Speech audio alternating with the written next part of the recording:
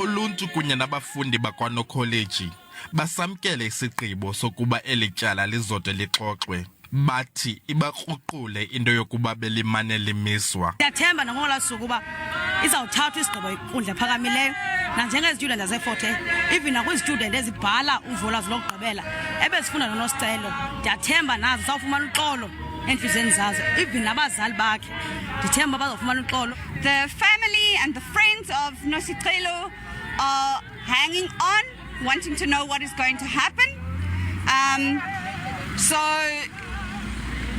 it is very upsetting that the justice system slows down the whole process like this. Amatshantliziyo nabancame into zabo ukuze baze kwinkundla bathi bazokuqhubekeka ngokwenza njalo. Ngabantu ababhinqileyo abamnyama abatsha eSouth Africa singabona abantu bangamaxhoba okuphatheka kakubi, okuphatheka gadalala, ngakumbi ke ngakule second pandemic ebizwa ngokuba yi-gender based violence and femicide. So silapha ke namhlanje sizokunikeza inkxaso kule case, sisithi sanele and le case mayikhawulezise ukwenzela into kokuba sibone ubulungisa busenzeka. Usapho lakwaMtebeni alukachaza ukuba liza kulizimasa eli tyala kusini na.